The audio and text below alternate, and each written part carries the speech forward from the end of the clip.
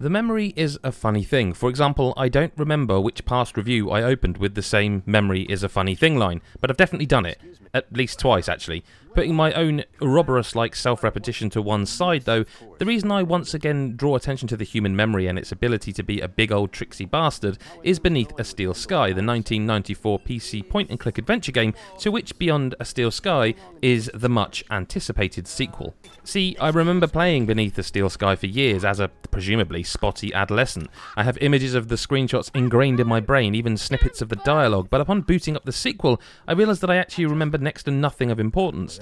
I don't remember it being set in a dystopian far future Australia, or that the protagonist Robert Foster is literally named after the famous blue canned lager, which apparently survived the apocalypse.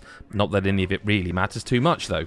Beyond a Steel Sky is a clever sequel, returning with the same protagonist and setting in order to appease the stalwart fans, but presenting a brand new story that fills in the backstory pretty neatly, and then gets on with telling its own tale. Having saved Union City, the metropolis formerly known as Sydney, from corruption alongside his now deified robot buddy Joey, Foster has retired to the Gap, the barren wilderness formerly known as the Outback, to live among the simpler folk. However, tragedy strikes when his friend's son Milo is taken prisoner by a massive walking tank called a stalker and possibly whisked away to Union City with a bunch of other children. Habitual hero Foster takes off in pursuit, quickly arriving back at the city gates with only his wits to steer him. Foster is a resourceful chap too, able to store all sorts of goodies to pull out later and solve puzzles with. The classic point and click needs a real renaissance, frankly, and Beyond a Steel Sky testifies to this fact. As Foster, you'll traverse a variety of enclosed 3D spaces, interacting with a multitude of NPCs and devices in order to unlock the way forward and progress the story.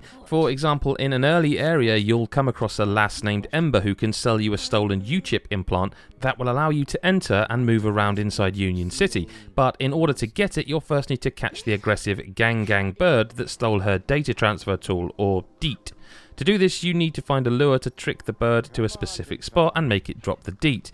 This puzzle in itself took me a good 20 minutes of exploring and talking, during which time I was also following up leads about the stalker. After this section, Foster will also receive a scanner that allows you to hack certain devices by altering their internal logic paths to, for instance, open a door when the person using it is flagged as unauthorized. It's mostly quite simple stuff, and there are some serious red herrings thrown around that achieve nothing, but it's often an invaluable tool. Once you reach Union City, it becomes a more open and complex game. You will follow a linear path, but are often able to travel between districts to refresh your memory on certain leads or apply new knowledge or items to existing problems. With the now universally loved Joey missing for several years, Foster digs deep into a city-wide conspiracy that reaches to the upper echelons of government. Also, that fake ID he's using might just implicate him in the conspiracy too.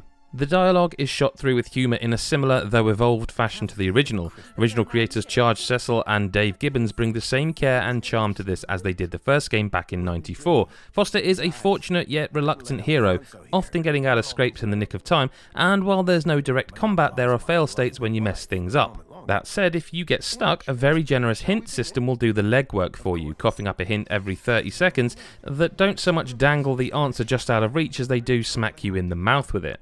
While the cel-shaded visuals are pretty enough and lend Beyond a Steel Sky a palette reminiscent of Borderlands or The Outer Worlds, it's a very subdued game.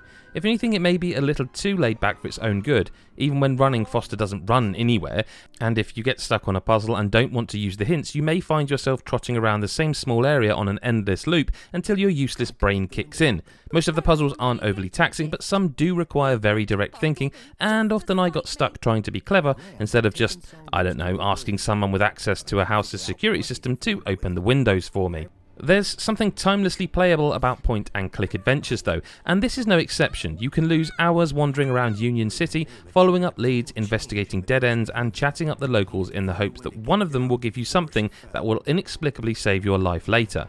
The humour and mystery are enough to carry Beyond a Steel Sky through, and if you did play the original and you do remember it, there's enough nostalgia here to make it worth a return to Union City. If you didn't, well, it's still a likeable, competent adventure game that will keep you smiling and guessing throughout. Hey, Adam here from God is a Geek. Hope you enjoyed Mick's review of Beyond a Steel Sky, and if you did, make sure you hit subscribe and the bell button. I say it all the time, and I hope that you do it, and if you do it, I'll stop saying it. Marvellous, that's how this works. If you did enjoy the review, maybe give us a thumbs up, a little comment to tell us what you remember about the original or what you're excited about this new one. Other than that, just remains for me to say thanks for watching, and we'll see you in the next video. Bye for now.